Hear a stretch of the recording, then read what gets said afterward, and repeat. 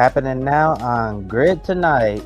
Team Penske suspended 4 members of its IndyCar team over the push-to-pass violation from St. Pete. They're sitting them out for the month of May. Send a strong message to the rest of the paddock.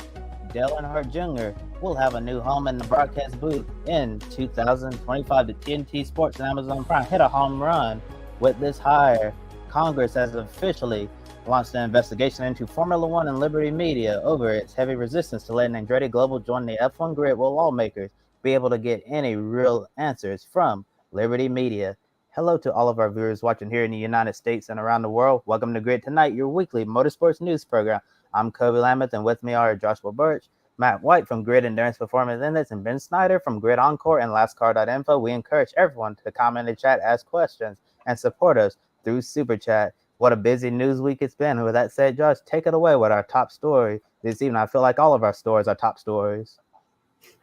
It's been that kind of week, isn't it, as well? And after Team Penske's drivers were punished for violating the push-to-pass rules during the NTT IndyCar season opener in St. Pete, 4 members of the team have been suspended.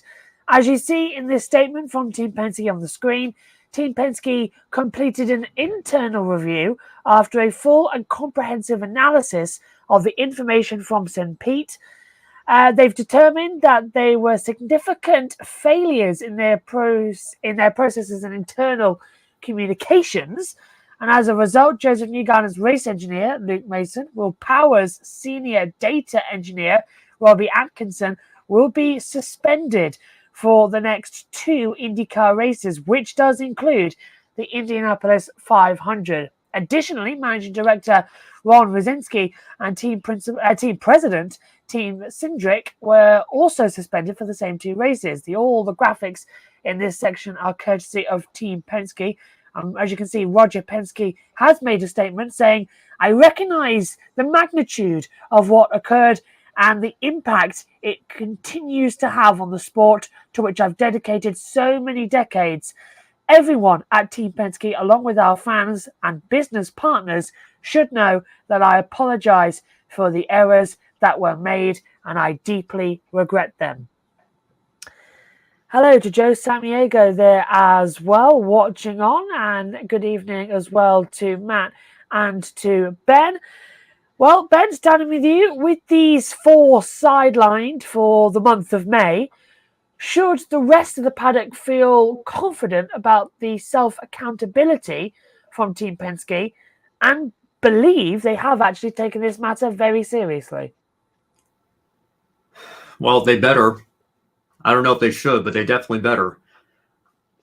You know, guys, I mean, I don't even know where to begin because this is a very tough one because you can go back on my YouTube channel 4.5 years ago when I was, in college at the Scout Radio booth, and a couple of my friends, Liam Carroll and Chase Strauss, invited me onto their sports show. It wasn't even on my motorsports radio show. It was their sports and politics show. They wanted to talk about Roger Penske buying the IndyCar Series in Indianapolis Motor Speedway because it was that big of a story. And I said at the time that there is not a single person on the planet more qualified to make this purchase than Roger Penske is.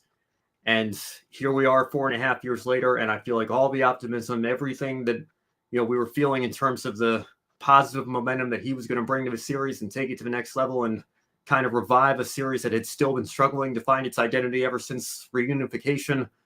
At that point, even over a decade prior to his purchase, it just hasn't materialized. And this is just the latest example of things that I think are not a good look, and something that I think was the one reservation and the one concern that I had when he made this purchase. There was a team on the IndyCar Series grid called Team Penske. Now, I know it's not the same entity in every way, shape, or form as Penske Entertainment is. I know that Roger said in his racer interview that he wasn't even in the country when this whole thing initially broke. So, I understand that, the situation's slightly different there, but the reality is his name is still attached to the race team and to the series that it competes in. And, the team owners that have met with him since this all happened, I hope that they've gotten some answers. I hope that they've asked some tough questions, and I don't want to pin this all entirely on him, but I feel like when you look at the state of the series, Roger Penske for a long time, I think, has been all talk, no action when it comes to a lot of different issues in IndyCar. We've heard that we need to do this better. We need to raise our efforts over here. We need to up our marketing and get more people involved in getting people interested in this series. We need a third engine supplier to come in. I mean, heck, you've got to hang on to your second engine supplier before we can worry about that right now. We need to add more ovals to the schedule. I understand we got Milwaukee coming back, and you can't just flip a switch and change the schedule overnight, but it's been a few years now. We've gotten that consistent message, and we've hardly seen any change to the schedule in that regard as well. And that's still considered a weak point for a lot of people, losing Texas this year. So I think when you look at all those things, all those different things I just laid out, and more that I'm probably forgetting that aren't coming to mind right now, you look at a situation like this.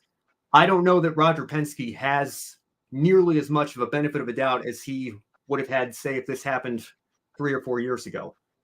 It's a difficult situation. It's one that I don't think, you can really make a good comparison here. I mean, it would be like if Robert Kraft owned the NFL and then, the Patriots have their Spygate or Deflategate controversies, or it would be like if Rob Manfred was the owner of the Houston Astros and then their whole cheating scandal blew up. I mean, it's already a bad enough look for the sport that one of your top teams, one of your championship caliber teams is involved in a situation like this. But then you couple that with the fact that the guy that owns the team also owns the series. It's just a very difficult situation to find yourself in if you're involved in IndyCar right now. So to answer the question, should the rest of the paddock feel confident about the self-accountability that Penske's taken here? I don't know if I were in that situation, if I would be, but I feel like I would have to be, because at the end of the day, it's just a very, very difficult situation to try to work through. And I don't know how else you can feel confident about the series going forward if you don't at least publicly come out and say that, we're confident that Penske's done the right thing here and managed his team and managed his organization to take accountability for their actions and their shortcomings. Yeah, I don't disagree with anything you said there, Ben. Good evening, everybody. It's been what a tumultuous, 5 months almost into the year for Penske of ups and downs, winning races, but Daytonas and the World Endurance Championship races, and of course St. Pete before it got taken away from them, and now all of this spiral going on in the last couple of weeks.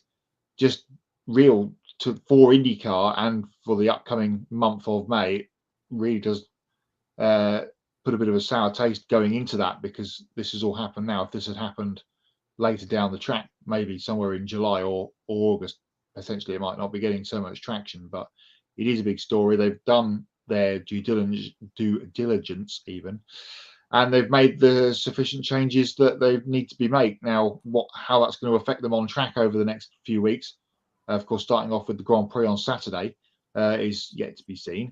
Interesting that the number 3 team, who of course had their result affected at St. Pete by what's happened, has not lost any members of its core group, which is interesting. We'll get to that in a minute. But going forward, if you're, to bring back on one of Ben's points that he made there, if you're one of the smaller teams perhaps, or the midfield teams, say, you want to make sure that your processes and you're dotting every I and dotting every T now, because if this has happened to the big dogs at Penske, part of that whole conglomerate group that owns the championship and the Indianapolis Motor Speedway and everything else, you do not want to be getting caught out here and losing people for a couple of races, because you feel like if this was to happen again to another team, it could be an even harsher penalty against them. So I feel like it's kind of run its course, hopefully, and we can get on to talking back about racing and cars on track again over the next couple of weeks. A thing that IndyCar has not had, let's be honest, in the first 4 months of the year, which is cars on track and stories about cars on track. So let's get back to racing, and that's what IndyCar needs to do, and bring all the positivity that we can do going into the next couple of weeks at Indianapolis. Have you been reading my script for when we open up opening day of practice for the 500? It was like, of all the confusion, there's one thing for certain: we have the month of May, and that's exactly where we're going. Comments coming through there as well from the mic. Good afternoon, good evening, I should say, to Matthew Owens. Just like with Liv and the PGA, the golf world, even for just a few days, all is well when they go to, is that Augusta as well? Same with IndyCar. For the Masters when they go to, thought it was the Masters, and they go to Indianapolis. I love Indianapolis. You know, I was, everything is just slowly getting prepared for it as well, and there's just something special about building up for 2 weeks. That race is fantastic as well, and we're going to have practice Tuesday, and I don't think we're going to have any refreshers. Although, we're going to have Porcher, aren't we? He did that test. That's coming up later. So Tim Cindric has had a statement out as well. He says, for Ron and I as leaders of this team, it's not about what we did, it's about what we didn't do. It is our responsibility to provide the team and our drivers with the right processes to ensure something like this can't happen. For that, I apologize to Roger, our team, and everyone that supports us. Our number one job is to protect and enhance the reputation of our brand and that of those that support us. In that regard, as the overall leader, I failed and I must raise my hand and be accountable with the others. This is a team, and in my position, it's the right thing to do. That's from Tim Cindric there as well. Penske, please buy another font. That's really hard to read if you put it on black background, white text, bold capitals. Really hard to read. In a surprising interview, Roger Penske spoke to Marshall Pruitt from Racer.com about the suspensions. We highly encourage you to check this out. The link is in the video description below. The captain provided answers to multiple hard-hitting questions, such as why Joseph Newgarden wasn't suspended, why members of Scott McLaughlin's team avoided a suspension, and why the team chose suspensions instead of firings, and in a more serious discussion as well. So this is going to run and run. But after reading what Roger Penske had to say about this whole situation, do you appreciate the fact that he sat down for a media interview to answer the questions? As additional questions do you personally now have for Mr. Penske? First of all, well done, Marshall Pruitt. He is absolutely top of the line when it comes to getting everything IndyCar, and he'll be, of course, on site in Indianapolis for the next couple of weeks. Does this answer all the questions? I kind of think so. For the driver's point of view, I guess it's just a natural thing when you're in the car and the button is there, you've got to press it. That's the meme with the sweaty pressing of the button meme. You know the one I mean. It's a bit of that going on, and I kind of think it was a bit of a natural reaction to press the button. We know what obviously all the other drivers have said from the other teams, of course, too. But when it's switched on rather than it not being working, it's a bit like having DRS open on the first lap of the Grand Prix. It's there to be pressed. So there was never going to be any driver movement, I feel like, and that has come to pass. But a bit like I kind of said in the first part of the story, let's just hope now that this is all done and dusted and under the bridge. I personally have got nothing more really that I think needs to be added to this. In terms of the team thing, I know Ben's obviously made some points about the whole series thing, and we've talked about that for a while on this show and others, especially over the last couple of months. But from the team side, I think this is all done and dusted, and maybe Tim can go to Charlotte on Memorial Day weekend and support his son in the Coca-Cola 600 Austin. So that'll be if he turns up in the pit lane at Charlotte, do not be surprised as he's suspended from Indianapolis. But I'm sure he'll have a off-site potentially role to play, a bit like when soccer managers are touchline banned. They're either on the phone or in the stand being involved. So yeah, exactly right. So he'll be there and involved in some way, shape, or form, and then it will all come back to normal the week after when we get to the Detroit street race. Yeah, I mean, again, I don't know that I feel like I don't have any additional questions for Penske, and yet I feel like there's also a million different things that I could ask if I was given the opportunity. But as for this situation, I think, to Matt's point, it's probably best, that we try to, let it be for right now and focus on the month of May and the biggest race of the year, the biggest event of the year. But again, yeah, and you guys can correct me if I'm wrong here. Correct me if I've missed a part of a story here. I can't get over the fact that, to Matt's point about, being a driver and having to press the button, there's a reason why Will Power wasn't disqualified, right? Because Power didn't press the button. He had the opportunity to, but he didn't. McLaughlin and Newgarden did, and that's why they were disqualified. Power was just given a points penalty. So if that's the case, what I still want to know, what was it that Power knew that Newgarden and McLaughlin didn't, or what was it that McLaughlin and Newgarden didn't know that Power did? Like, you guys see what I'm saying there? Like, that's still that's a disconnect that I can't quite reconcile with right now, because again, there's a ton of different layers and nuances to this, especially considering the ownership aspect of it. And I think this was probably the worst team that this could have happened to, given who also owns the series. But I mean, clearly Power had to have known something that his teammates didn't, right? Or he's got more integrity than they do. I mean, I don't know. They're just, I find it hard to believe that that's just a coincidence, that, one of your drivers either didn't know that that was an option, or knew that it was, but knew that it was illegal. And so he didn't press the button when given the opportunity, because a race car driver is always going to do everything that they can to gain an advantage over their competition.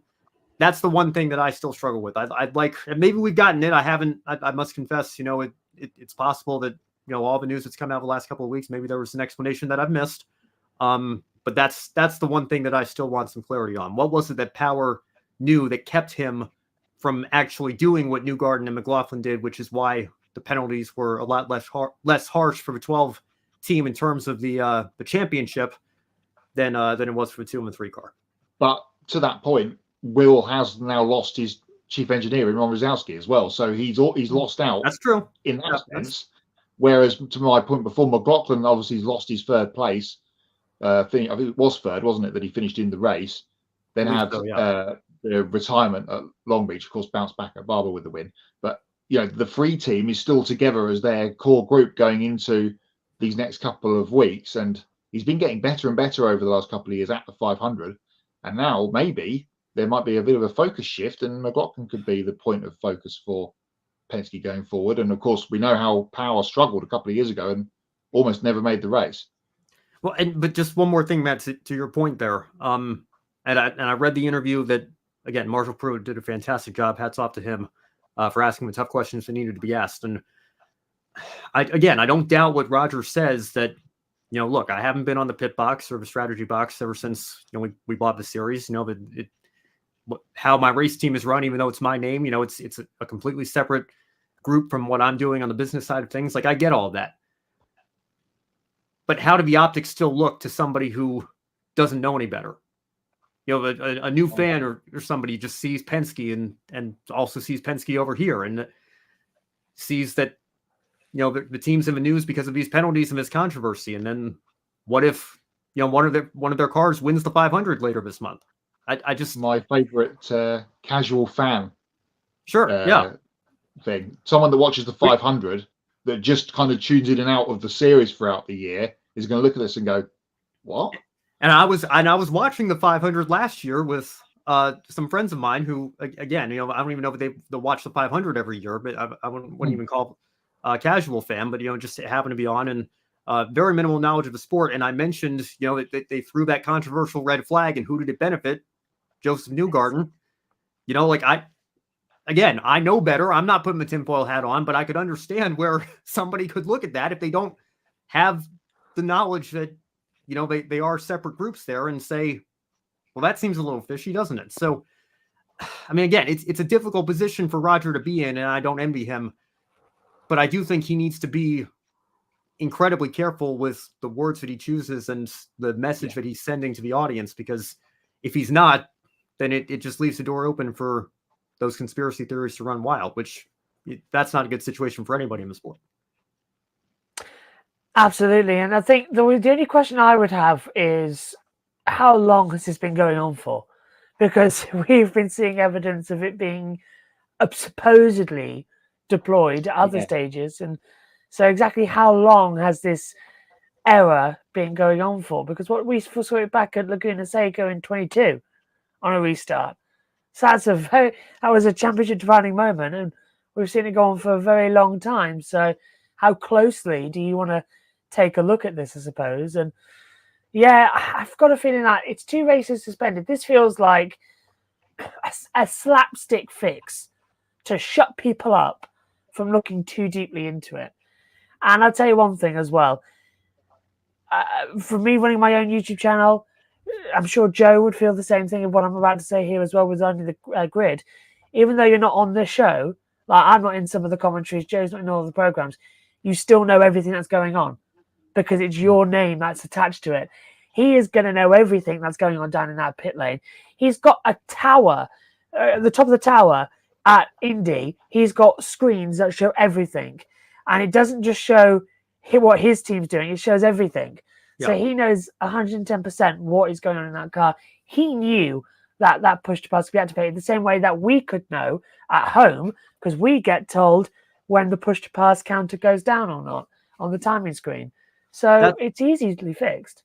That's the one thing from the interview that I have a hard time believing. And it's exactly what you just mentioned, Josh, because, Roger in his early 80s, is somebody that, is still, he'll stay up for the entire 24 hours of Daytona watching his cars and monitoring everything that's going on in his teams. I mean, you're telling me that he had no knowledge for a few days because he was on the other side of the pond. I mean, I suppose it's possible, but it's difficult for me to believe that entirely. I didn't watch Barber. I didn't commentate on Barber. I still know everything that happened to Barber, and I haven't even seen the race yet. I'm watching it tonight. That's as a journalist. He knows he knows exactly. Joe says the Marshall interview with Penske was something else. Really is good. What's going on in the show? Just kidding. Joe knows a lot more because we've had problems with the pick winner graphic, and he's hopped in to save us with that as well. So a perfect example of the boss knows everything that's going on. And even though you lot behind the scenes wouldn't have known that, we've known that that's been happening. So yeah, he knows. Everybody knows. And it's what always baffles me when these type of things come out is that, oh, well, the boss didn't know. Yeah, he did.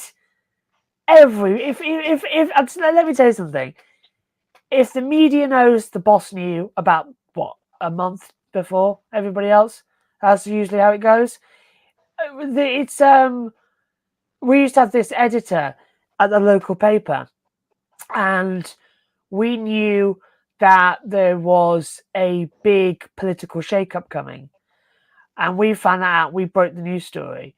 I still remember it happening in 2014, and we then found out that it had been planned by the people in that political party for around about 3 or 4 months, and it only leaked because they wanted it to get leaked. So everybody knows it's all carefully planned, and I'm convinced, and hopefully we'll talk about this as well in our Indy 500 shows. I'm convinced that this has only been caught out because IndyCar regulators found out the software, but I'm convinced this has been here for a couple of years now. It suddenly makes sense how on the road courses and the street courses at the restarts, why we were seeing the Penske's making better gains on the restarts. And it's easy to go back and find out because the timings are still there. So you can just go back and look. And Roger Penske knew, probably a little birdie told him, says Adam. Yeah, probably he did. But he knew. He so knew. Are we all good with that story? Excellent. Because now we're going to move on to the second story of the evening. And it's another sort of controversial changing of the rules that has sort of gone, yeah, that's a good idea. Yeah, maybe not. Because on Monday, MotoGP released the 2027 regulations that are expected to make the sport safer, more sustainable, and even more spectacular. Now, the 2027 bikes will be more road relevant, effective and efficient, and powering global sustainability as well. Now, when the regulations were developed, the goal was to improve the on-track product and create more overtaking. The engine size will decrease from 1000cc to 800cc to decrease top speeds. That is making MotoGP safer and increasing mileage to make it more sufficient and sustainable. Now, the 850cc regulator is still needing to be passed fully. So at the moment, it can only be capped to 800cc. That will, however, change with the new fuel, as we said as well, because MotoGP will have 100% sustainable fuel, which is an increase from the minimum 40% they've raced with since the start of this season in 2024. Now, aerodynamics will be reduced and more tightly controlled, with the goal of decreasing the negative effects. Now, the teams will only be able to upgrade the rear set aero once per season to help control costs, and additionally, all ride height and whole shot devices will be banned. And GPS data from all the riders will be available to all teams after each session in an effort to lower the level and playing field. The graphic courtesy there of MotoGP.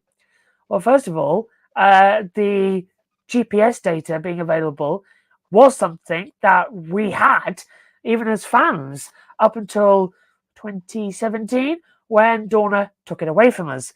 To get that back is brilliant. So if the teams have it, we'll have it, which will help us in the commentary box and certainly help me with my battle screens. But, Matt, do you give the 2027 regulations for MotoGP a thumbs up or thumbs down? Well, I think I'm kind of here. Yeah. Banning of the whole shot and the all of that stuff, excellent, brilliant, good, because the electronic race is just getting silly. But so there's a couple of other things that not so sure about. Maybe going down to 850 looks on the outside as a bit of a hello, they're taking a step back. But don't forget, we've done this already before when we went out of 500 up to 1,000 to match World Superbike in the early 2000s, then went back. Or slash 990, wasn't it then? I always remember Toby Moody always calling it the 990 era. Then going back to 800 and then going back to 1,000 again. So that's fluctuated all about. The engine size will only be slightly bigger than the Moto2 Triumph engine, which is currently being run, which is a 675, but they're getting more horsepower and whatnot out of the MotoGP engine because, of course, the Triumph engine is road derived. So people have been jumping on that, going, "Oh, they're only going to be 2 seconds a lap quicker than Moto2. What's the point?" When really they're really not. Something smashed downstairs. I don't know if you heard that. No, I didn't. The good thing is the aero stuff, because that has just gone.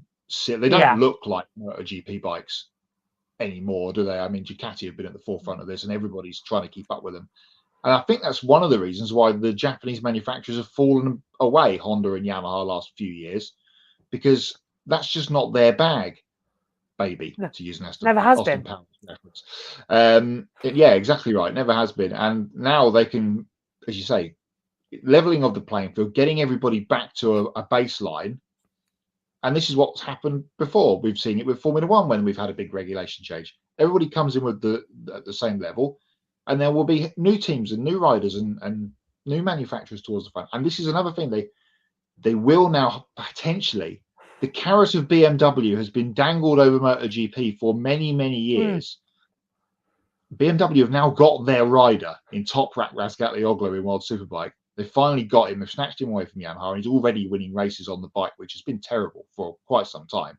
But he's been masterful so far this season, and he's already winning races. If they can come, BMW, with Toprak at a point where the regulations change, then we need to look out for that, because that will be big. What happens to Kawasaki, we don't know, because they're going out of World Superbike at the end of the season in a slightly odd deal with Motor. That's something to maybe pick up on at a later date. But as a full package, as I say, I'm kind of in the middle at the moment.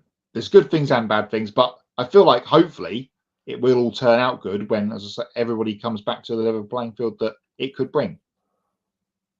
The one thing I've got a problem with is this 850cc, because I presume Kirby's thinking, oh, it's type in script. It's not, because they are actually at the moment limited to the 800, because the 50cc will come from the technology boost from the specifically from the new, yes, that's it, the 100% synthetic fuel. If they can't do that, it'll be limited to 800, because in order to make the half work, they need to keep it up. So that's going to be a bit for me. And the 800 races weren't that good, were they? That's the problem as well. They were a bit not really powerful enough. Not really, the moves couldn't be done in the corners. A bit too slow, and it's like 2014, 15 with Formula One, that sort of era. But the 1000cc were a general success when they got brought in. We had Assen straight away with the 7 wide for the majority of the race. That was amazing. Races as well. Oh, Phillip Island is always a classic when we get there. And we got Le Mans coming up this weekend, and that sometimes produces a good race, especially if it rains, and it really is tantalising because we use the Bugatti circuit, so it's so slick, and it just it just bites differently. So I'm kind of hoping we don't lose the core value of what MotoGP's become, because everyone's been coming up to me and said, "Oh yeah, well, it's just Ducati domination at the moment," and I go to them, "Is it? Is it really Ducati domination?" Because if you look at it, we've had, Bagnaia's winning, but he's not winning everything. He's only won 2 races so far out of the 4. We've had a KTM. We've had Martin winning a couple. Aprilia win, with Vinales doing, 3 races because he won 2 sprints and Cota. So we've got the gas on the KTM, the other one, coming up for it with Acosta. It's a lot closer than people think it is, and it's only round 4 of the season. We're coming into round 5 this weekend. So, and Martin throwing away in Spain has really closed the field up. I have now seen it, by the way, obviously. I did the that was my notch that I didn't want to mention on the show last week without spoiling it for you. That is for anyone who doesn't know how we do it, I do not know the results. So basically, everything's held from me. I basically walk into the commentary box. The recording's already started. The time is the time is all synced up, and the play button gets hit for me when I say, "Okay, let's go," and it's from there that I start commentating. Megan knew the results.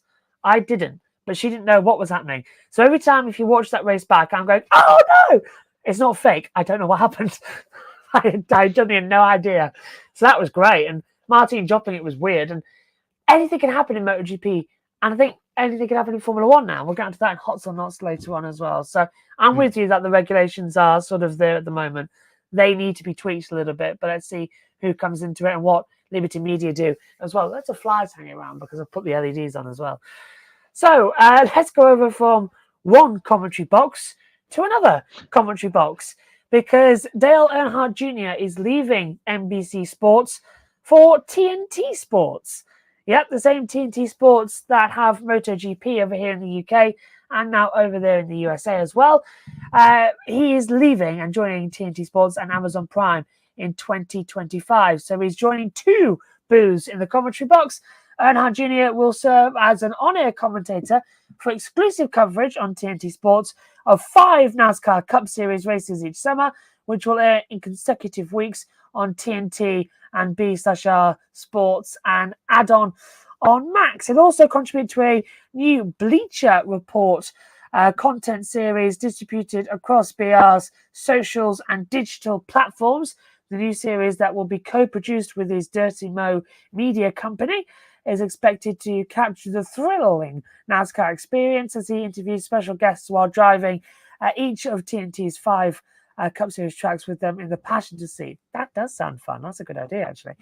Now, Junior said it's such an exciting time to welcome TNT Sports back to NASCAR and called it nostalgic to see them return to the sport and be a part of that team. It is nice to see TNT back, and I hope they do have the same TNT, because we don't get that over here in the UK.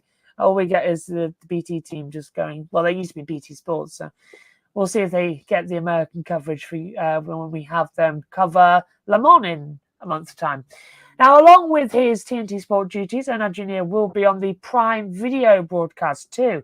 We'll see Prime Video exclusively stream 5 Cup Series races after Fox Sports concludes its coverage, which includes exclusive coverage of practice and qualifying for almost the first half of the Cup Series season, minus the Busch Light Clash, Daytona 500, Daytona Duels, and the All-Star Race. In a statement, Prime Video said they're thrilled to welcome Earnhardt Jr. to the Amazon family and build their NASCAR coverage around him as one of the most beloved figures in racing history. Graphic courtesy there of TNT Sports and Amazon Prime. who on earth have they been talking to? Yes, he's popular, but I won't go that far. I'd more call his dad one of the most important people in NASCAR history. My goodness me, they do flatter. So, Ben, is the addition of Dale Earnhardt Jr. a good start for the return of NASCAR on TNT? And what about Amazon Prime as they're entering the sport? Go. Well, first of all, Josh, I think Junior is more universally popular than his dad was. I think people might, it's very easy to romanticize him, and of course, it's a very tragic circumstance in how we lost Dale Earnhardt Sr. But he was booed mercilessly at Bristol when he spun Terry Labonte out. I mean, he certainly had a sizable fan base, but he was not this universally beloved figure. I mean, he certainly had a lot of haters as well. And not that Dale Jr. doesn't, but I think Junior certainly. I mean, look at how many consecutive most popular driver awards he won. And on that note, I understand that the opinion that I'm about to share it's not even one of my most unpopular opinions. It probably is my most unpopular opinion that I have. I just have never been a huge fan of Dale Earnhardt Jr. in the booth. And it's not that I don't think he's capable of providing good analysis. It's not that I don't think he has a place in the world of media today. Just to give an example, I was listening to the Dale Jr. download when we got the confirmation that he's going to be on TNT and Prime next year. So I love what he does with his podcast. I think he, is certainly a very important figure in the history of our sport. Certainly in recent years, even now that he's been retired or semi-retired. I guess I know he still comes out from time to time in Xfinity, but I just, for whatever reason, I guess I would say I liked the energy that he brought the first couple of years. It seems it was a fresh change of pace, and obviously, given his popularity and given who he is, I thought, it made sense to have him in such a visible position. But as time has gone on, and I don't know, maybe this is just my personal taste changing as well. I don't know that he's great at reacting in real time. I feel like sometimes it's just more incoherent, loud noises coming from the booth. I think the fact that he's paired with Rick Allen probably doesn't help in that regard. But it's just I don't know that the booth is necessarily the best place for him in a media role if he were to be involved in that in the second chapter of his career, if you will. So I would like to see, I know they're not going to do this. I know they're going to put him in the booth. They've even said that here. I know, we're still over a year out, but they're already putting in the press releases. We know it's going to happen. He's going to be in the booth next year. I would prefer if he were in a studio-based role on a pre-race show or a post-race show, or what you just mentioned, Josh, with this new series with Bleacher Report, doing bits like that for social media, letting him run wild with his own media company that he's built from the ground up, and being able to do so with the support and the budget of a major network like Turner, a major streaming service like Prime, just as NBC was able to offer him that support as well for the last several years. I think all of that's great. I don't think the booth is the best place for him. And again, I'm well aware, but that's an unpopular opinion. I know a lot of people love him, and to answer the question here, I think it is a good start because enough people like him in the booth that I think it's going to be a popular move. It's just for me and my personal tastes. And, I know Matthew Owens was watching the start. I don't know if he's still in the chat room, but I know he certainly feels a similar way. Maybe if you get Alan Bestwick in there, that might help. I think Adam left a comment there in the chat as well. I think the importance of a play-by-play man, that you have good chemistry with is very much an important part of this. But again, maybe that's part of it too. NBC has tried different things, and credit to them for, thinking outside the box a little bit. But again, it really kind of bothers me when they put Dale on play-by-play, or they, try those radio style broadcasts with a play-by-play man that's only done play-by-play on television. And you got Mike Bagley there, which is good, but then you go to two driver analysts. And I think that, there's a completely different skill set that's required for play-by-play than there is for color commentary. And again, Dale Earnhardt Jr. being a driver, up until his retirement and only coming into the booth for the last few years here, doesn't have that training and that experience that, somebody like an Alan Bestwick or Rick Allen would have before they work their way up to that position. So, to sum it all up, I'm sure it's going to be a popular move. It makes total sense. I totally get why TNT and Prime want him. And I do think, in a lot of ways, it is a big loss for NBC. I'm just, from my personal vantage point, I would prefer if he were somewhere other than the booth when their coverage comes on next summer. But, again, but I don't want to judge too harshly too early. We're still more than a year out. We'll see how it goes, but those are my personal opinions on the whole situation. It beat me to it. Everything Ben says reminds me of Josh and mine's commentary, shouting and incoherence. That's basically what it is. It works. Josh brings the shouting and me being the incoherent one. I don't know, Ed. I think it'll work. We've got the double now coming up at Berlin this weekend, so that'll be fine in Formula E. Matthew is here. Says Dale has never been taught properly by a proper play-by-player. Aside from 2 races with Mike Joy, he can be taught if he and the network are willing. I think that's so important as well. Ed will attest to this as well, and Matthew will too. And I know, Ben, you've done a bit of commentary with us before. It takes time to develop partnerships in the commentary box to understand the natural flow of things. And I think Jackson, who's our colleague here at Green Network, he's just started in the commentary this year and picked up incredibly quickly. It's the fact is that when you come into a box, you come in with an idea how you want to do yourself, and then you sort of mold it around who's on the team. So it's like you've got the person who does all the loud, shouty, exciting bits, and then you've got the people that analyze it, and then you've got the people who offer opinions on it.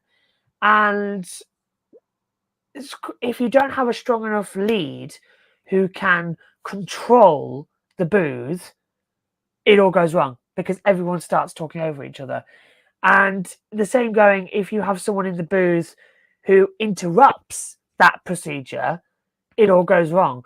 So it's very much it's a team game, and it has to be played as a team with a head coach, a captain, and everyone else in their positions. And then it moves to adapt. And main skill of commentary is knowing what's important, also know when to take a step back and let others in their place. Exactly that. Yeah, you've got to know when to talk and when to shut up, basically. So to be completely fair to Dale here, I think they did him no favors by adding him into the booth and not taking anybody out, and then splitting the booth in half with him and Jeff Burton on one side and Steve Letarte and Rick Allen on the other, because I think that makes it very difficult for Rick Allen as the play-by-play man to have control over a booth that not only has an additional one extra person than what's traditional in terms of a NASCAR broadcast, at least, but also isn't altogether in the same area. At least it doesn't appear that way with what we see on television here. So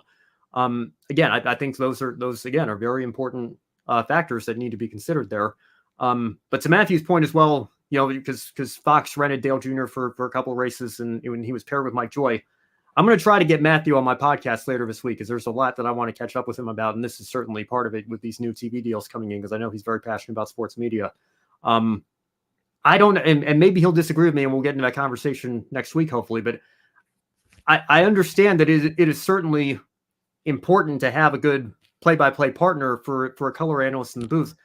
I don't know that I necessarily noticed much of a difference when, I think it was the Talladega race, at least a couple of years ago, when Junior came into the Fox booth. I don't know that I noticed too much of a difference from what I'm used to hearing from him on NBC. Now, granted, he doesn't have a full half season or whatever, a full year's worth of network broadcasts to work alongside Mike Joy and develop that chemistry. But, again, when you're 6 years into what you're doing and what you've, grown accustomed to with what NBC has coached you to be able to do and not do and whatnot, I don't know how much of that, maybe having a year off will help. We'll see. But I don't know how much of that is unlearnable, so to speak, even if you bring in somebody like an Alan Bestwick, or you get, different coaching on the production side of things. But again, I don't want to make a judgment too harshly either way, because we haven't even seen a full broadcast yet of what this looks like in practice. We don't know who his play-by-play man is going to be. They might try to make him the play-by-play man for a couple races. Who knows what's going to happen? There's so many places that still need to fall into place. This was just the biggest one, I think, that everybody expected, because I think they even said, when he was leaving NBC, that he was going to, he was exchanging it for 2 different partners, and people thought that meant 2 people were joining NBC. In reality, I think it was that he's going to 2 different networks here with Turner and Prime. But again, I think that I would rather, I have some reservations about using him in the booth, but I do want to see the pieces that they put around him and what it looks like in practice before I make a comment too harshly either way. Ed brings up a good point with Nikki Shields at the moment on F1 Academy. Another example of someone in a role that plays against their skill set. Nikki, she's a brilliant pit lane reporter and pundit, not the best as play-by-play yet.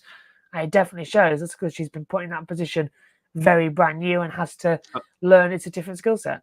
Jamie Little and Vince Welch, in ARCA and NASCAR trucks. I think, again, and even Dr. Jerry Punch to a certain extent. I know a lot of people didn't like Jerry Punch in the booth. I thought he was fine. I certainly preferred him in the pits, but again, I think it is a different skill set, that it's not just as simple as, oh, we need somebody in the booth, let's just call one of our pit reporters. There are certainly exceptional talents, like Alan Bestwick can do both very well, I think, but there are certainly people whose strength is one or the other, and I think you see that in many different individuals and examples in this sport.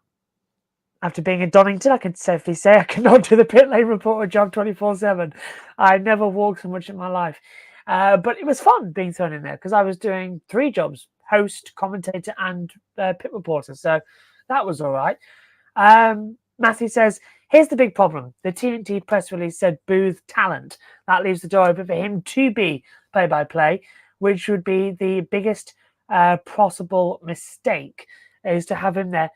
Yeah, I mean, if you can have a driver as lead play-by-play, you have to pair him with another good driver, because then it makes sense. Because Martin Brundle, David Coulthard, when they led the commentary on BBC F1 and the World Feed in 2011, it was 2 drivers, but Martin had at that point 16 years worth of experience in the commentary box. He'd been working with Murray Walker, James Allen, Jonathan Ledyard. He knew what style of play-by-play he wanted to do and adapted quite quickly. David Coulthard learned off him, and then Ben Edwards, and now he's on with Alex Jakes. But when you've only worked with one other commentator in what hasn't really been a successful partnership, it does bring the question of, is this going to be right? And NBC sort of just threw him around, didn't they? He turned up on NASCAR, so he turned up on IndyCar broadcasts at the 500, and I don't know. It's like when Danica now turns up at Formula One. You go, really? They're there? It doesn't work. So I don't know. I would much rather see him in an analyst role. Why not stick him in an analysis role similar to what we have with Larry Mack? I think that was a role that could suit him quite well. Well, yeah, and I mean, I get what you're saying, Josh. I didn't have too much of a problem with him going to Indy, because again, it wasn't like, ESPN, ABC tried this. They put Rusty Wallace in the booth for the Indy 500, which again, if Rusty Wallace were going to the pre-race show for the 500 or just being a part of their coverage in that sense, I think that would have been a better move if they wanted a NASCAR name to maybe bring in some crossover audience.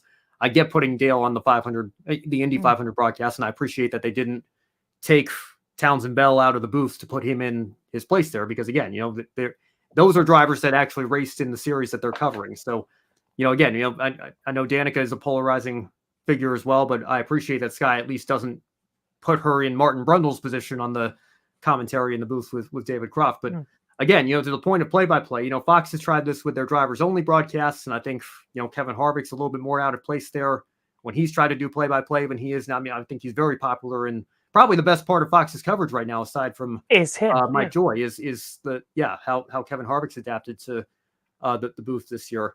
But again, I don't know, can you imagine Troy Aikman doing play-by-play instead of Joe Buck, or somebody like JJ Redick doing play-by-play in place of Mike Breen for the NBA or on ESPN or whatever, Charles Barkley doing play-by-play, in place of Kevin Harlan. That's it's not even just a motorsports thing. You very rarely see a lot of ex-athletes get involved in media and in color commentary. Very rarely do you see, another sport try that, where they take a former athlete or a former star and, go into play-by-play instead of, some other role there. So again, we've got a lot that still needs to fall into place here. I want to be careful that we're not being, here, but those are my initial thoughts on it. I think it can be a good move. There's certainly a place for Dale Earnhardt Jr. in NASCAR media today. I just don't know that the booth is his number one strength, and that's why I have some reservations about it that other folks might not have. Hopefully I've made my case as fairly as possible here. I think it's been very good, that little segment as well. I thought it was very well explained and handled as well. There is a massive daddy long legs that are just flown into the commentary there. Wow, okay. Oh, this is why I've got the neon lights on, but it's powering the green screen. So this is just brilliant. So while I'm in the middle of a nest, let's move on to our hot topic of the evening. So 1 week after Mario Andretti met with, oh God, you've given me this word again, Kobe. Bipartisan? I'm going to go there. Yeah. Yes. So let me try it again. 1 week after Mario Andretti met with a bipartisan group of lawmakers on Capitol Hill in Washington, D.C., the House Judiciary Committee has officially launched an investigation into Formula One playing hardball with Andretti Global. Now, Sahil Kapoor from NBC News obtained the letter that you are seeing on your screens now, written by Congressman Jim Jordan, the chairman of the House Judiciary Committee, who demanded answers from Formula One about the decision to block the partnership between Andretti and General Motors. The link to this NBC News article is in the video description below. Now, Jordan lists Andretti's success by being the only one of 4 teams getting approved by the FIA to join the F1 grid, while calling F1's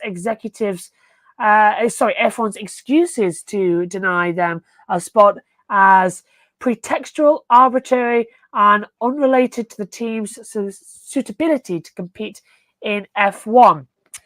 Those excuses include competing for race wins and podiums is one way to add value to the sport. Is the only way to add value to the sport. The use of an existing manufacturer damaging F1's prestige and standing, plus all the challenges of a Cadillac power unit in year 1.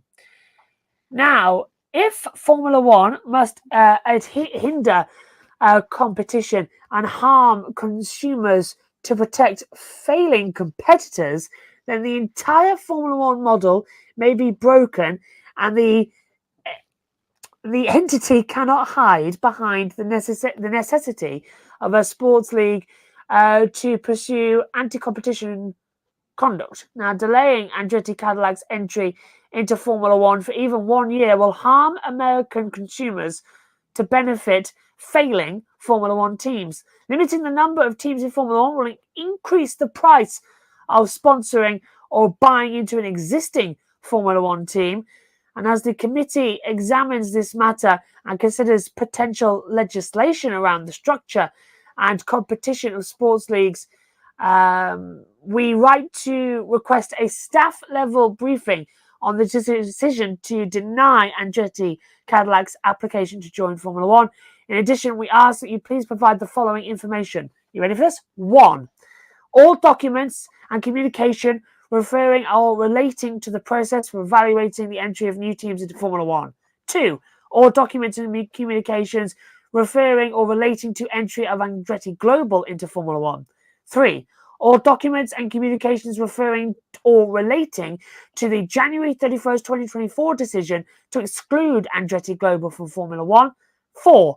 All documents and communications between or among Formula One Group or Liberty Media and the 10 current Formula One teams referring or relating to the entry of a new team or teams into Formula One. And 5. All documents and communications referring or relating to the entry fee or anti-dilution fee of the current Concord Agreement and possible changes to the entry fee or dilution fee in a future Concord Agreement. And that, as you can see, please schedule the briefing as soon as possible, but no later than 5 p.m. on the 21st of May, 2024. Breathe. So, Ben and Matt, welcome back. Had to get super close to the laptop to read that one as well. Are you surprised, Ben, starting with you, how quickly this has escalated after Mario's meeting last week? And do you fear the investigation by Congress could hurt Andretti's F1 chances if it gets even uglier with Liberty Media?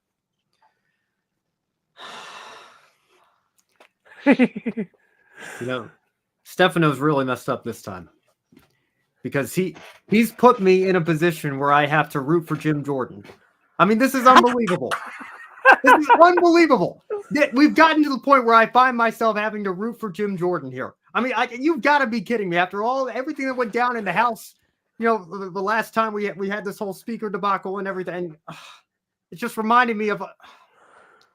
Look, the next 6 months, dare I say the next 9 months, because we know it's not going to be over the first week in November. I mean,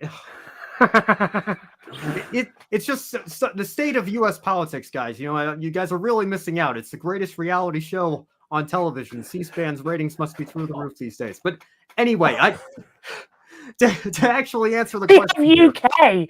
We've got the UK. We've got the Tory party and the Labour party shouting at each other, one calling for a general election and the other saying the country doesn't want it.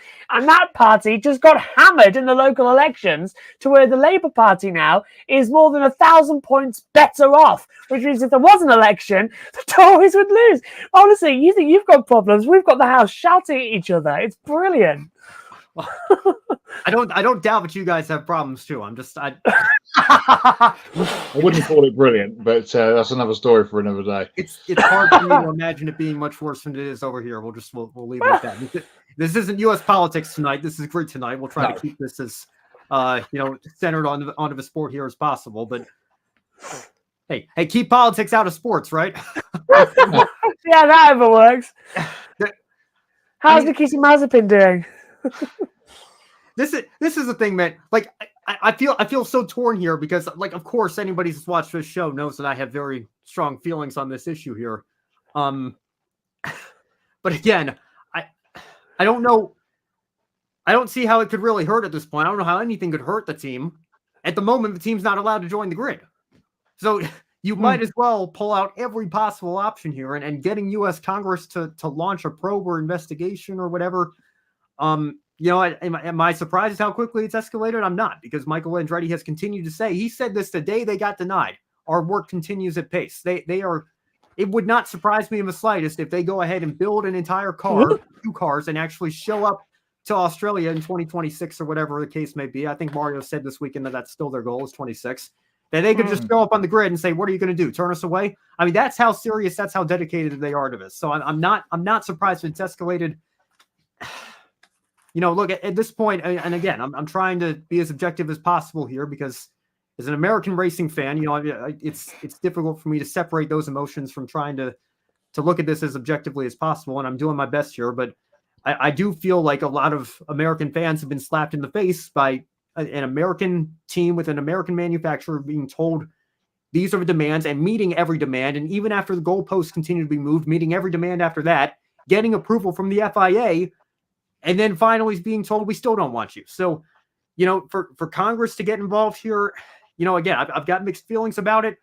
But at this point, what do you have to lose? You just pull out every possible stock imaginable.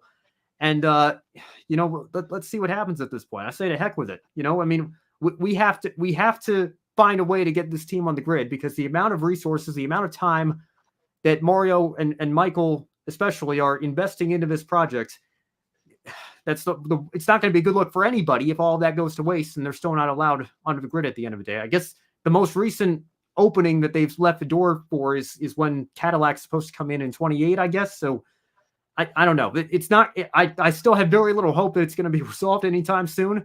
But we've got the U.S. Congress involved at this point, guys. I mean, this is absolutely incredible. And Joe, go.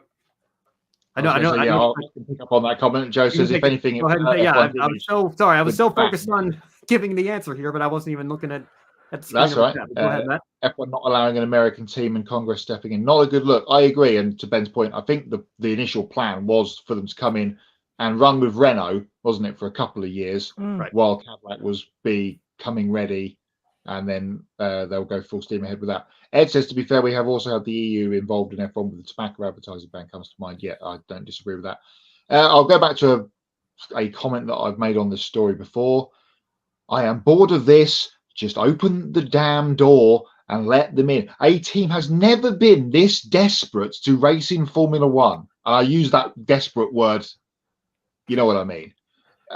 Hispania racing team were not going, we could do it. We could do it. This is Andretti going, please, for goodness sake, let us in. Even Bruno Michel, the boss of F2 and F3, said this week, because there was that story that we talked about on the show, that they want to run a team in F2 and F3. And even Bruno Michel said, there's no room for them here. Something needs to be done. I kind of feel like if this goes the way, I've got that in the back of my mind, if this goes the way of Andretti coming in, we'll end up losing Williams. We'll end up losing a Sauber. If they weren't becoming Audi, we'd lose a Sauber. These teams at the back of the grid will actually do what they say, and because they're not getting their piece of the pie, take what pie they've got and go away. And I kind of feel like at the end of the day, it might be a detriment, but we'll see.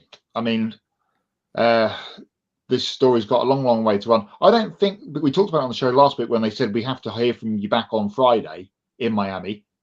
I don't believe anything ever got said, did it? We talked about that on the show last week. I was kind of dipping in and out of the coverage during Friday for practice and whatever qualifying session that was on Friday. Still can't get my head around the schedule. That anything was ever said. So now we've got this. And now they've again given us a date. What was that? May 21st it said on there, which is what, 2 weeks' time or so. Will just they ever? Monaco. Yeah, well, yes. Again, another big marquee race in the paddock where people will be, much like it was this weekend. So Tuesday, I think. Yeah, what happens then? Throw them all in the Monaco harbour, frankly. The Alberto Ascari approach, very nice. Yonk, straight in.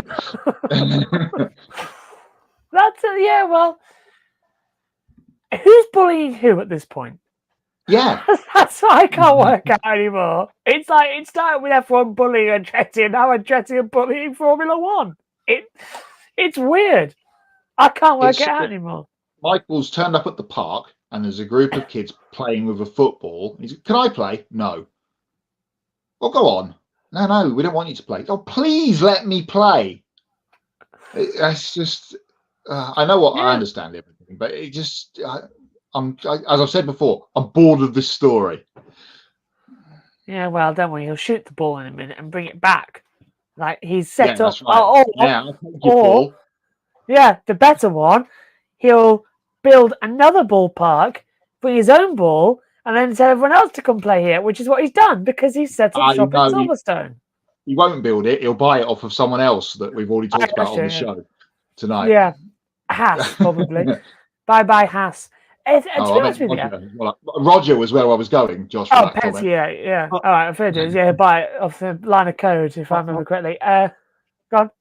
Bring Ed's comment first here. I think this was something where Bernie and Max had it right, but teams will always vote in their own interest, which is not aligned with what's actually best for the sport. Yeah, best for the sport, rather. 100% right. I don't know if you guys saw today, there's some rumors floating around with, Michael McDowell, and we'll get into that here in our follow-ups in just a moment, but leaving Front Row Motorsports to go to Spire and what that means for Ford and what that means for another Ford team in Stewart Haas, and some heavy talk out there that Stewart Haas maybe is interested in selling more than just the charters. I don't know. If Gene's looking to get out of the motorsports business entirely, I think there's a prospective buyer right there. I think that would make things a lot easier. We'd still be at 10 teams. Andretti would get on the grid. Everybody's happy. What? So I'll tell you this right now. Minute Haas sell, I know exactly who'll come up and take that seat. Rodin. It'd be, which was Carling, who've been trying to get in Formula 1 for years. They'll buy in. And they've got the ladder in Formula 3 and Formula 2. So if Haas go, Rodin will come in. So it's I don't know, it's become too European, which is weird because Formula 1 was usually just European, but now it's 21st century, more global than ever, owned by American owners. 3 races in America, 1 American team on the grid, who at their home race had their star driver nearly plaque flagged twice. Talk about that later. We'll talk about that later. Many thoughts on that one. It just really annoys me, the whole situation. And personally, let them in. Let them in. Why have we got it? The garages can handle it. if they're worried about Monaco, then we had 36 cars going around Monaco one year. We had 24 as recently as 8 years ago. There's room. So let them race. For God's sake, 30 Formula 3 cars go around there. If you let Formula 3 cars go around Monaco, you can let you can let Andretti go around Monaco. And there is room in the support series. So that's rubbish. It just really grates on me so much because it is all money and they just want more of it. Anyway, we'll save that for later on. 200 million isn't enough. They want more money, but the nine-figure sums that they're begging these teams to give if they want to come in, and then they offer to pay it, and they're still told no. So what more do they want at this point? To be fair, they kind of need the 200 million because Christian Horner's legal fees are going to go through the roof anyway, and Adrian Newey leaving, that's probably going to need something for Ferrari, their money as well, and all that lot. Oh, and of course, Williams need to bribe the FIA to let Kimi Antonelli race next week. So there's that too. Oh, don't even get me started on that one. Holy mackerel. Yeah. Actually, just to bring you up on that, if that is the case, then F1 might be sued because A, not old enough, B, doesn't have a super license, and C, terminated a contract of an American driver, which is a big deal. And who was the other American driver that was closer to a super license that was trying to get approval to come into an AlphaTauri seat?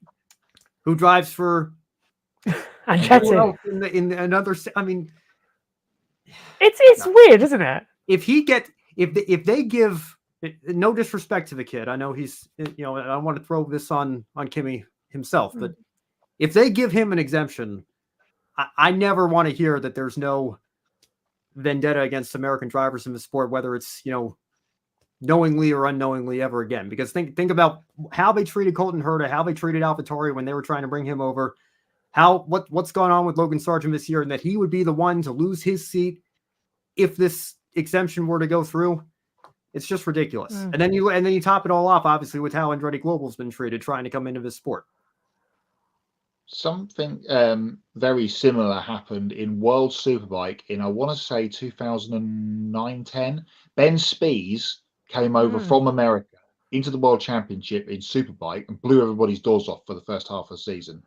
And MotoGP brought in the rule where you couldn't go straight to a factory team, and it was called in air quotes, the Ben Spies rule. So he couldn't go straight in and start blowing everybody's doors off on a factory bike to make them all look silly. And he had to go and race for Poncharous's team. So it's not the first time that an American has been stopped from doing things in that Colton Herta fashion that you mentioned before. Ed says the Antonelli business seems like an unnecessary distraction. Let him focus on F2 and let Sargent finish the season, for which he has paid for. And might I add, they put so much time and money into him. Why do the De Vries on him like they did last season? Well, I mean, Williams have got more problems than just who they've got driving the cars if they can build the cars in time. Not a question. Can we let the kid at least get an F2 podium first? I mean, that's the other thing. It's not like, he's won every F2 race that he's competed. Like, I mean, I understand there's a lot of hype. He's got a lot of talent. He has the results from earlier in his career to back up the hype and everything. But can we not Verstappen him and just rush him into a top, well, not a top team, obviously, with what Williams is in, but rush him into a top series seat in Formula One before he's ready?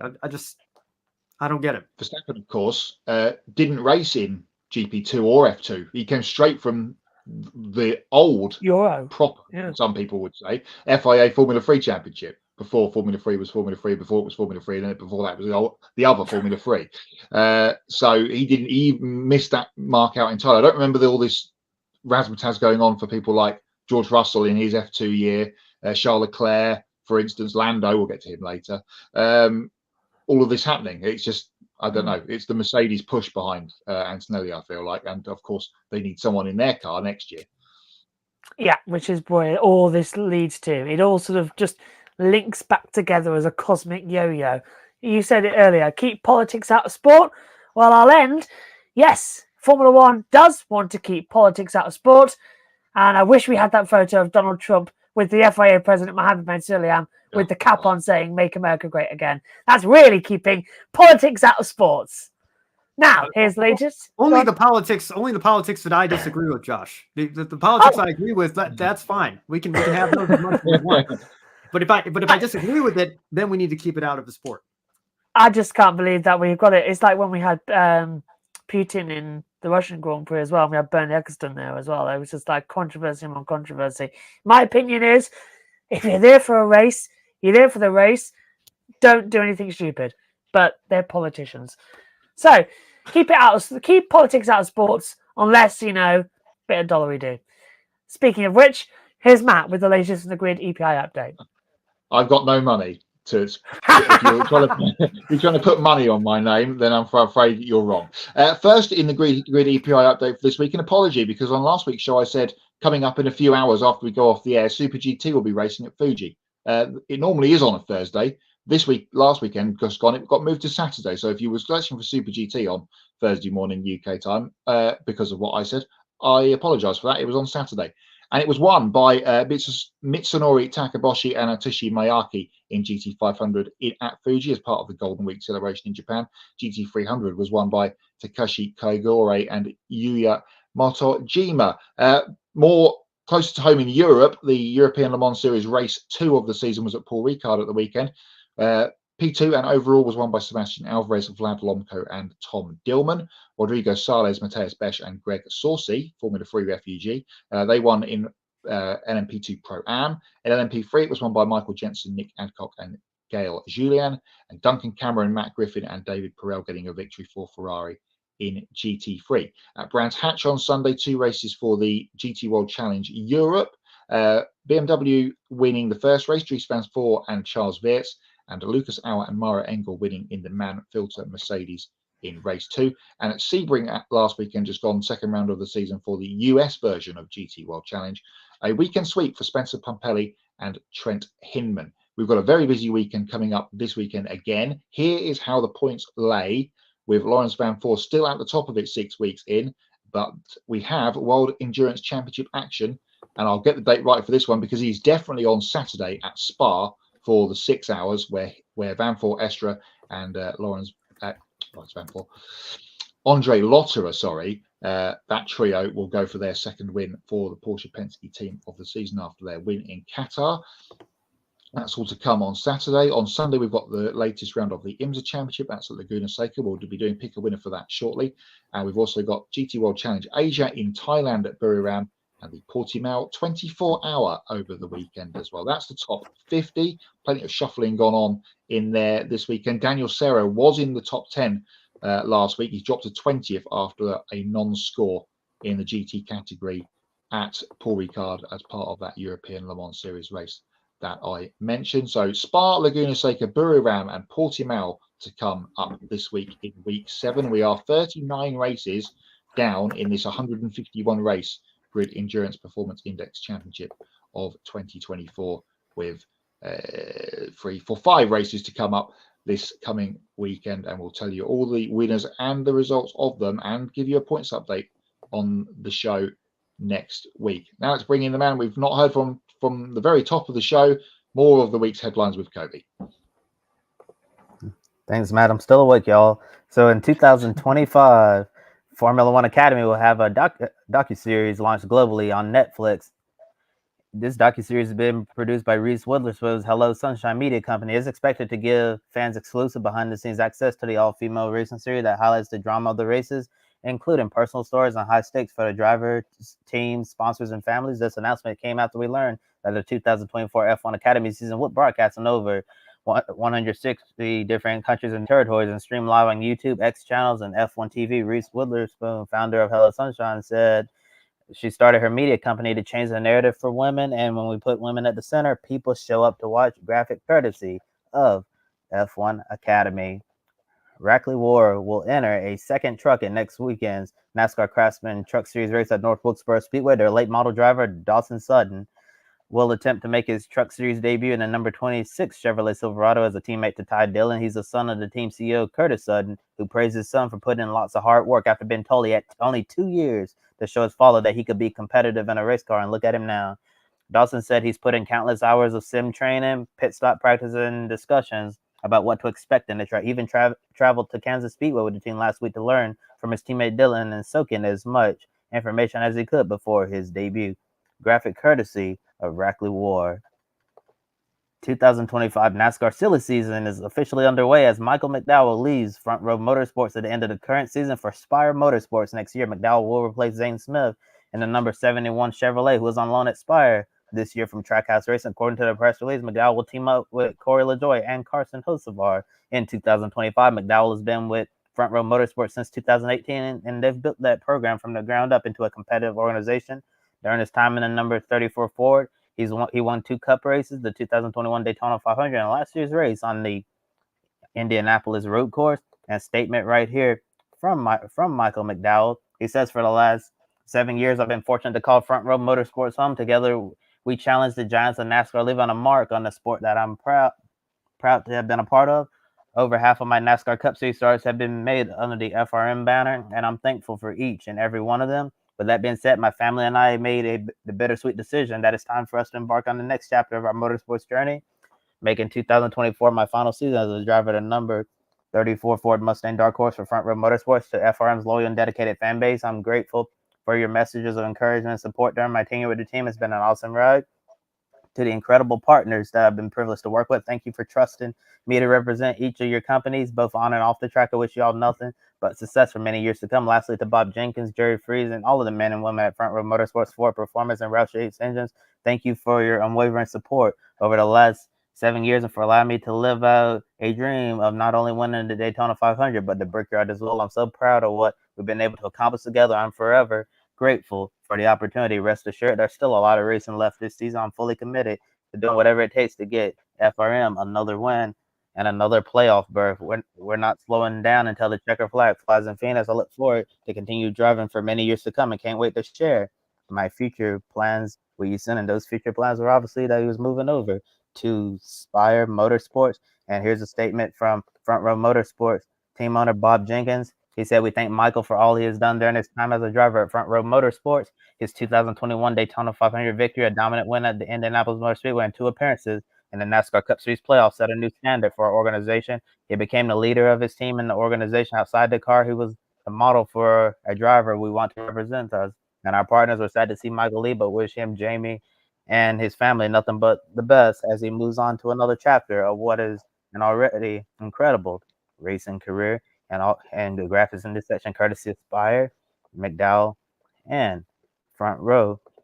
And last story, after getting off to a slow start in 2024, ThorSport Racing have announced crew chief changes for their numbers 13 and 99 teams starting this Friday night at Darlington.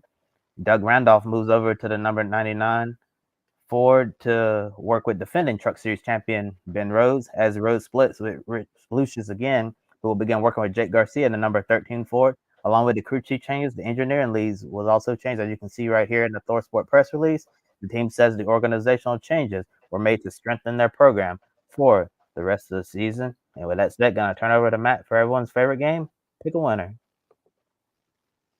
Thank you, Kobe, and plenty to do on Pick a Winner this evening. There is the updated leaderboard post the weekend, with Matt B still having his 1-point lead over Ben, who is in second position. We've got 6 of us now on double figures, with Kobe in 4th, me in 6th, and Josh is in 11th place on 7 points. So plenty of stuff to get to tonight, and we'll start with Rally Portugal because the WRC is back in action this weekend on gravel in Europe for the first time. 4 Toyotas running this weekend. The split of Rovanperä and Ogier has come to an end, and they'll both be running along with Evans and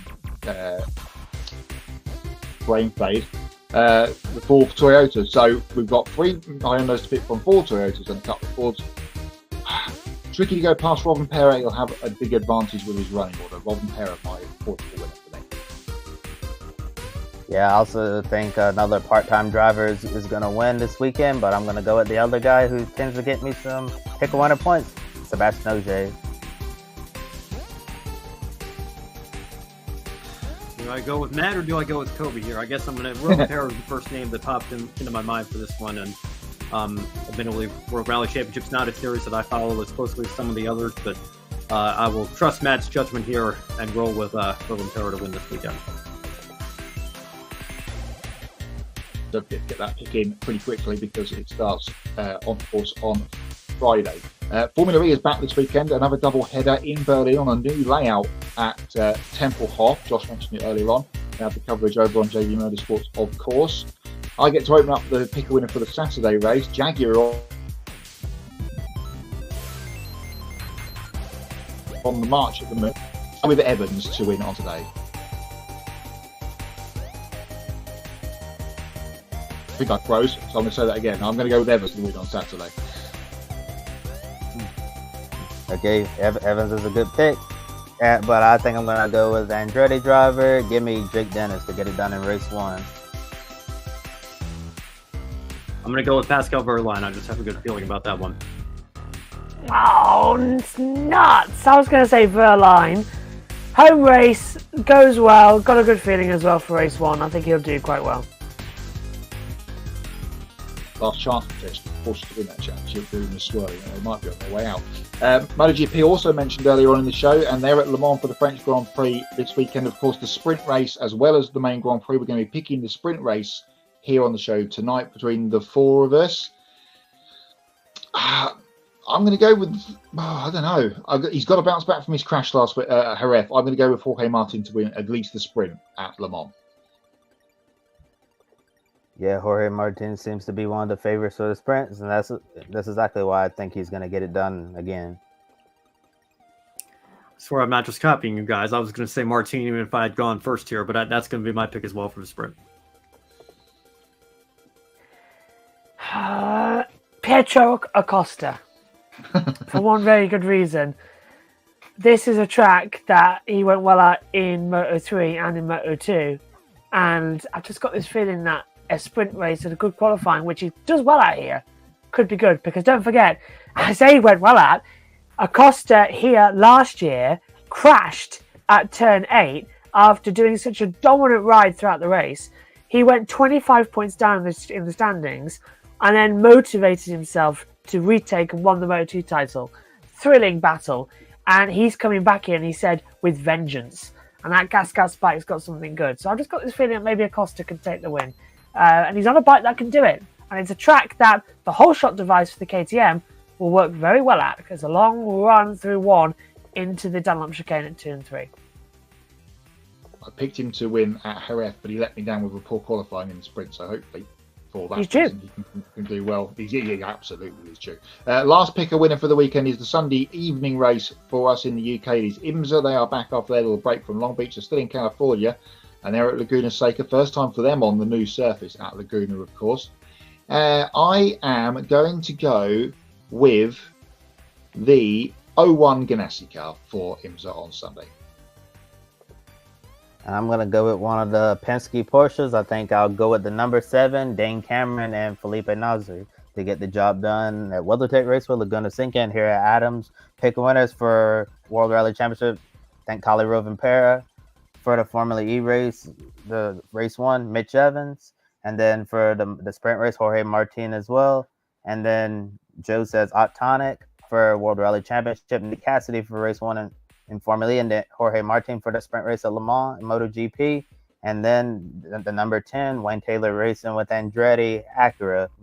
That's Ricky Taylor and Philippe Albuquerque. And Adam also agrees with me that Dane Cameron and Felipe Nasr is going to get the job done there as well. And Ben, who you got? You know, I feel like I pick the 10 team almost every week on this show here. I know we've seen the L1 Cadillac Ganassi pick. We've seen the 7 Porsche Penske picks. The other race winner so far this year at Sebring was the 40 car for Wayne Taylor Racing. So I'm going to go with the 40. And that, given my luck, probably means the 10 is going to win this weekend for once. But I'll go with the 40 car over at Wayne Taylor Racing. And I'll say they'll get the job done.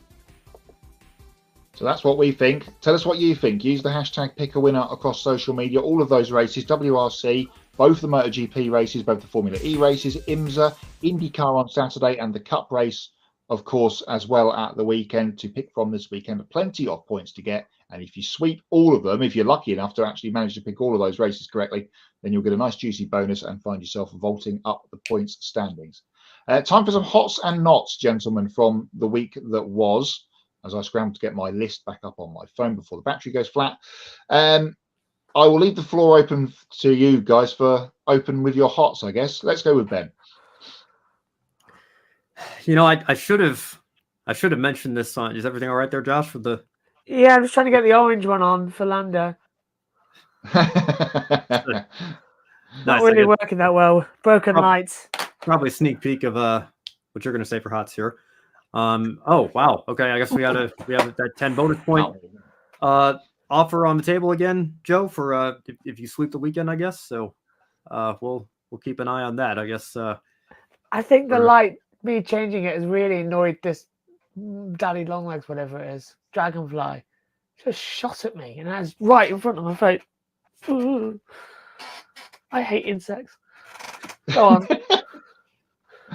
on. My hot, I guess, would be something that I should have mentioned on the Encore show this week, and just talking about throwbacks. The question came up from someone in our chat, and we were all talking about Kyle Larson's with his Terry Labonte scheme. I think that's the best one far and away in Cup. Brad Keselowski's got to mention as well. It's not a NASCAR throwback, but it's still a very nice scheme with Castro and everything. But Shane Van Gisbergen, it's not the right car number, it's not the right manufacturer, but they still managed to pull it off with that Marcus Ambrose throwback. Very fitting. Original. Matt's got the diecast right there from his Richard Petty Motorsports days in the Cup Series. They even put Ambrose's name on the right side driver above the driver door window, or not the driver, I guess the passenger side. Ambrose's name is on the car, is what I'm trying to say. Yeah. And they went all out with that scheme and did a heck of a job putting it together. So it's proof that, again, because this conversation came up this week on X/Twitter as well. Somebody said that the throwback needs to have the number match or the manufacturer match. Everything needs to be as similar as possible for the concept to work.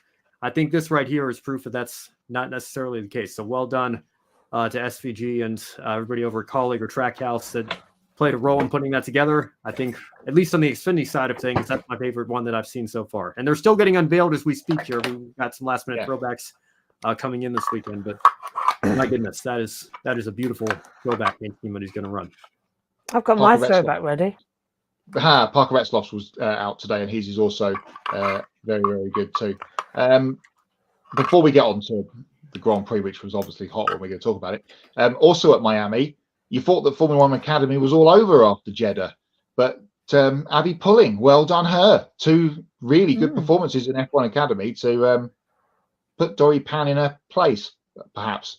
And we have got a championship fight on in F1 Academy. I've not watched the Kansas race, but I believe it was extremely hot, even though it got delayed by a long time, and we had to fill on USRN. I ended up losing the quiz to Seth, which was very disappointing. Oh, is that what you were doing?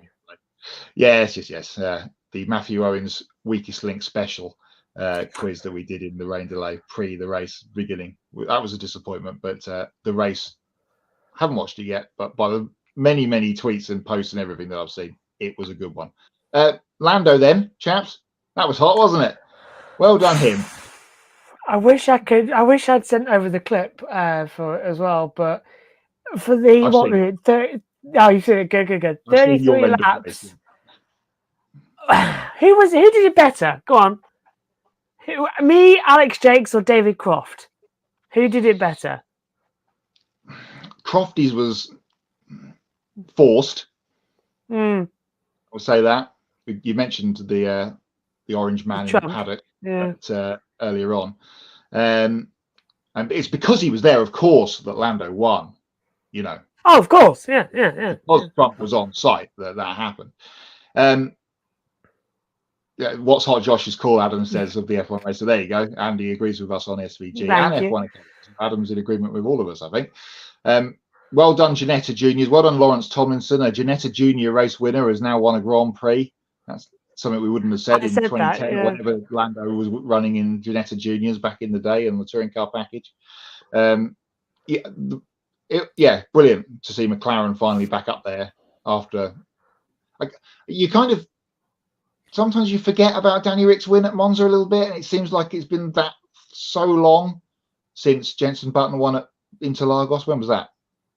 13? 2012. 14? No. 12 was it? 12? Yeah, it was the last one race with Mercedes, wasn't it? Before they changed to Honda. So it does feel like it's been 10, 12 years without Daniel's win. But Piastri got it, Honda came in 15. I think it was the last race before Lewis went to Mercedes. And then Checo came in for a year, I guess. But I think it was 2012 that Jensen won. Kimi got a couple for Lotus at the time, and then I think from there until, I mean, gosh, it might have been Gasly at Monza in 2020. I think every race from Kimi's win in Australia to Gasly's in Monza was won by either Mercedes, Ferrari, or Red Bull.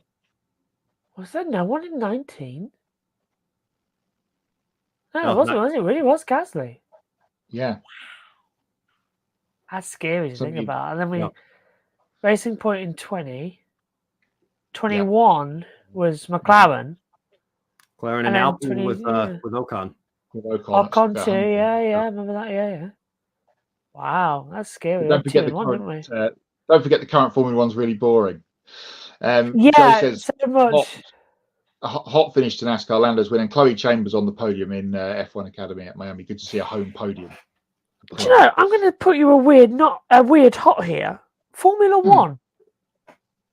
That's my hot, because how much did we slate Miami over the past 2 seasons, and how much did it actually deliver a good race? And it's fully my fault.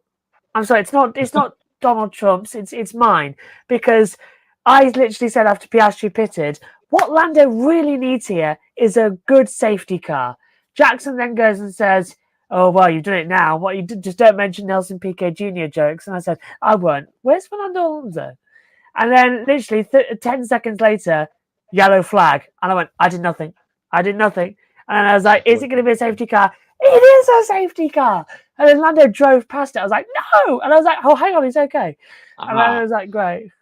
Is that the not for you, the safety car? This is a not for me. Well, it wasn't the fact that they screwed that up in race control. Oh, they completely screwed it up. Now, you probably wouldn't have heard this, but Crofty and Martin, they didn't even mention the fact that Lando was in front of the safety car, and that then they were all queuing, and then they had the wave by on one of the back straights. There's probably 2 at Miami, isn't there? They barely seem to reference. And they had the track map on the screen at the time. They barely seem to mention the fact that Lando was like half a lap clear. That was a bit of a high TV knot for me. The other big knot, of course, from the whole Miami Grand Prix weekend was the second Haas driver, and he's by far and away the second Haas driver, and that's Kevin Magnussen. He didn't jump the start and he didn't speed in the pit lane, but otherwise I think he ticked every box, didn't he, at the weekend for various reasons. This defensive driving act certainly worked at Jeddah, but that was. So what did I say in the group? He turned up to a walk-up go-kart event on Saturday, and then he ends up taking out Sargent with where was he supposed to disappear into that gap that caused the safety car? That was quite a hard hit for Logan actually as well, and changed the course of the race. Obviously Lando was happy about it, but he's walking a very thin tightrope, is Magnussen, in a contract year to either keep that ride or go somewhere else, because his performances so far this season against Hülkenberg, who's been like very good, Magnussen's been very, very bad. 10 points he has in his license now, and 6 of those were got this weekend, which is insane to think. Right, and ruined Logan's home, and not just a home race, his home state, his home greater metropolitan Florida, area, right? Was that 5 miles, wasn't it? Yeah, Fort Lauderdale. It's not Miami proper, but hey, Inter Miami, the MLS team, play technically in Fort Lauderdale. I know they've got the stadium coming, I think, next year, but it's basically, I mean, Logan's got 3 home races, but this one in particular, I mean, this is in his backyard. I mean, I can't imagine the number of family and friends he had turn up for this, and to have it ended like that is just awful. And in a year that's been very challenging for him already. Another not quickly that I've just remembered when you mentioned Inter Miami, Ben, was Crofty's intro into the sprint race, where he said, "We've got the Dolphins, we've got the Heat," and you named all of the Miami teams, and then he went, "We've got the Inter." It was just, oh goodness me, the skin crawled. The Inter. You know, man, I didn't watch much of the race because I was looking back and forth between the NASCAR delay coverage and there was some playoff hockey and basketball on, I think, but I think the lead in on let me see if I can get this right. The lead in on ABC was an NBA playoff game. Yep. The lead out to the pre-race coverage on ESPN was an NHL game, and I guess I was watching one or the other, but that was one of the few parts of the race that I saw was Crofty's intro. And first of all, I was a little. He didn't mention the Florida Panthers, who are in that area as well. But then to say the Inter was, that threw me for a loop as well. It's like, well, that doesn't sound quite right. You can say the Herons, I guess, is what they call Inter Miami, but yeah. Mm. Well, I personally love the battle with Oscar Piastri and Carlos Sainz and how he narrowly kept ahead and Max Verstappen stayed ahead of Sergio Perez. Did no one catch that when I was rewatching the race? Crofty very clearly talking about a McLaren of Oscar Piastri and a Ferrari of Carlos Sainz gets 2 corners in after saying Piastri and Sainz and then says, and Max Verstappen has stayed ahead of Sergio Perez. I was like, what? What? I had to wind back. That's what he said. When Verstappen was, of course, leading the race at that point, and Perez was 5th or 6th. I was like, what on earth has Crofty been smoking? And he's not in Miami. Let's get that straight. Crofty is not in Miami. It's the first of 3 races he stepped away from the commentary box this year. Young Harry Benjamin is coming up for Imola. Oh, Imola, you mean? Yeah, what did I say? You said Crofty's not in Miami. Oh, sorry. Imola next week. Coming up. Right, I'm not going to be in Imola at this rate. No, Crofty's not in Imola. And Miami is his last one until Canada. Monaco. So Monaco. What a disaster. Monaco. Yes. Yeah. I don't know the calendar. We've got so many calendars these days. Right. Crofty's taking the next race off. Yeah. It's May. It's always Imola and or Spain, Monaco, Canada. Oh, yeah, that's right. United States, Canada, Mexico, Panama, Haiti, Jamaica, Peru, Republic Dominican, Cuba, Caribbean, Greenland, Salvador too. I'm in Berlin this weekend. Then I go off to Indianapolis. Then I go back to Darlington. Then I've got something else going on in the middle of it. Touring cars at Brands Hatch. I forget it. Anyway, Crofty's not at the next race. We all get a week off, and I need sleep. That's what I need. I see where Adam's coming from here. I mean, to be fair, I guess if we could give him the benefit of the doubt and say if he was just going for pro teams, I guess the only one he forgot was the Panthers, I guess, who are the Florida Panthers are not even called the Miami hockey team there. But another trying to list off all the Miami sports. I guess there you go. Joe's not SHR last weekend except Gregson. Williams still pointless in Formula One, and Roger's interview with Marshall. Well, I guess we know how Joe feels about the whole Penske situation there. I guess I'll roll into my knots if that's all right with you guys. There you go.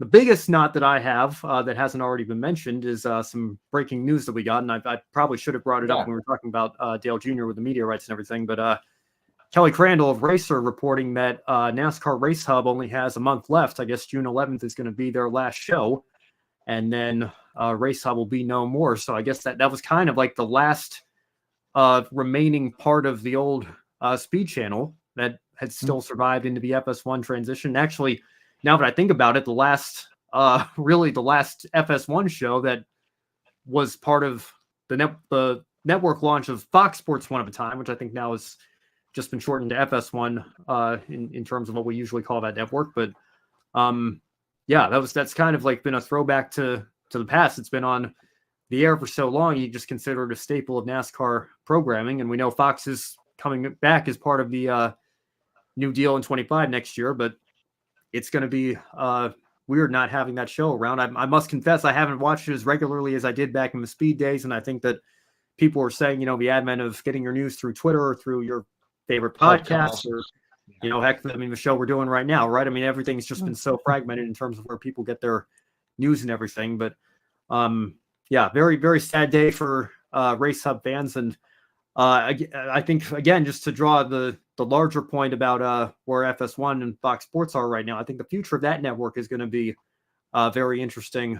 When you consider everything that is going on there with their ratings issues and the new Undisputed lagging so far behind what First Take and ESPN are doing right now with Skip Bayless. I think people are starting to recognize that Shannon Sharp was maybe the main star of that show. So again, Race Hub, I feel like has been one of the core parts of that network's programming, even going back to the speed days. So it's built a little bit surreal to hear that, it's not going to be around for much longer than just a month more. Do you want my not for the weekend then? And that is how busy May's schedule is. Coming up this weekend, to explain why my memory's going, we've got MotoGP Le Mans, followed then by Indy Road Course, followed by Formula E at Berlin, followed by British Touring Cars at Brands Hatch, and then NASCAR at Darlington. That's this weekend. You do not want to know.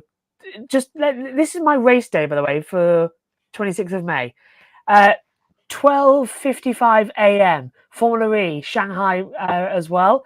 Then we go straight until 8 a.m. where we go to Formula 3 Monaco feature, MotoGP Catalonia, F2, Moto3, Porsche Super Cup, Moto2, Touring Cars at Snetterton, MotoGP Grand Prix, Formula Monaco Grand Prix, and then Indy 500, Touring Car Race 3. Oh yeah, and then the Coca-Cola 600. So basically, I'm going to be awake from 12 a.m. until... 12 a.m. is when the first show starts, and the next show starts at 11 p.m. So basically, the whole day, I'm going to be commentating. So you're going to be up until probably 3 or 4 a.m. Yeah, which means basically I'm going to be up around about 30-something hours. Yeah. It's about 30-something hours.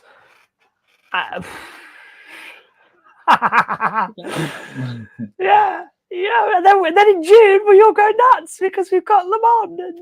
But you have had a result with the Kazakh MotoGP race being cancelled, and that was on Le Mans weekend. And they reckon they're going to try and fit it in the schedule. They won't. I'm looking at the schedule. There is no room. Unless they literally race twice somewhere, it's not going to happen. That's gone. It's gone. It's gone. Welcome to the Kazakhstani Grand Prix at the Red Bull ring. Yes. That's basically how they're going to have to do it and run it on a Monday. So it's not going to happen. So for the first time in 3 seasons, Le Mans whole thing I get to do, and then you can do the Canadian Grand Prix afterwards. Right? A week later. You can do the Canadian Grand Prix. Oh, is it not the same week? This for a change. Joe says, while NASCAR Race Hub was the only NASCAR, no more major sports channel carry a show dedicated to motorsports like Race Hub, Speed Center, and the Classic RPM tonight. And we used to get NASCAR Now on ESPN back in the day, which I regularly watched when it was on BT/ESPN or whatever that channel used to be called here in the UK back in the day. So, to Ben's point, it's the whole of the media landscape has just dramatically changed away from linear television. I know that the network as a whole obviously went away with NBCSN. I feel like there's still... I don't know, NASCAR America still technically exists in some sort of format with Peacock or Motor Mouths or something, but that was their daily show that obviously went away when that channel went away. So it is rapidly changing, and again, it's going to be very interesting next 5 to 10 years to see where it goes from here. There was a sports channel that we could put these all on that everyone keeps forgetting about. We miss NBCSN, don't we? Ah, dear. That used to be the golden. Now, if you want to watch some IndyCar, you got to go either. Is it on Peacock? Is it on USA Network? Is it on NBC? Of course it's not on NBC. Is there an IndyCar race on? Oh, no, hang on a minute. There hasn't been one for 6 months. Feels like it, doesn't it? God, I'm so disorganized with this season as well.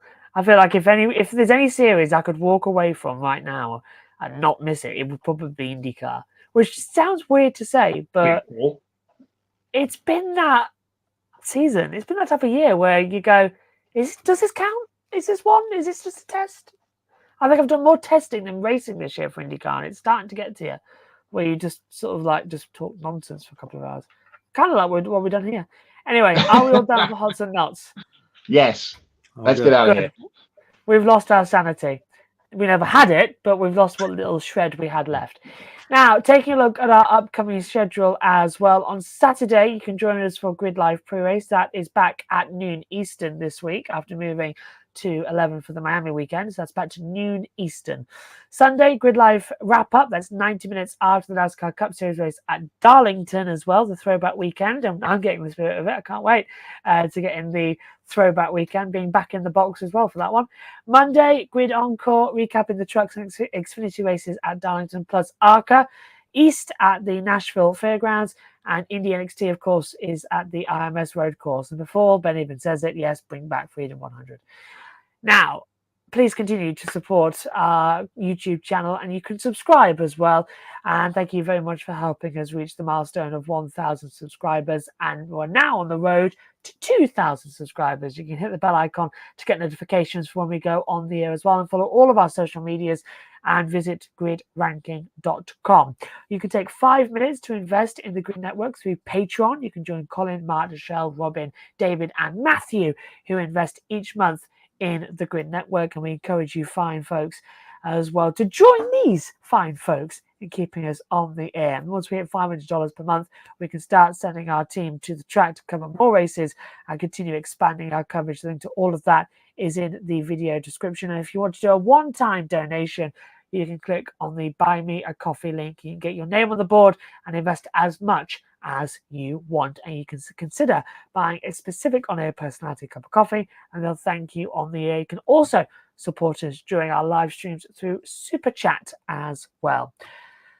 Well done, everyone. We got to the end of a mammoth show and talked a lot of great motorsport news as well. So for Kobe Lambeth, Matt White from Grid Endurance Performance Index, and Ben Schneider from Grid Encore and NASCAR.info, I'm Joshua Birch. Thank you very much for watching. We'll see you next time. Good night.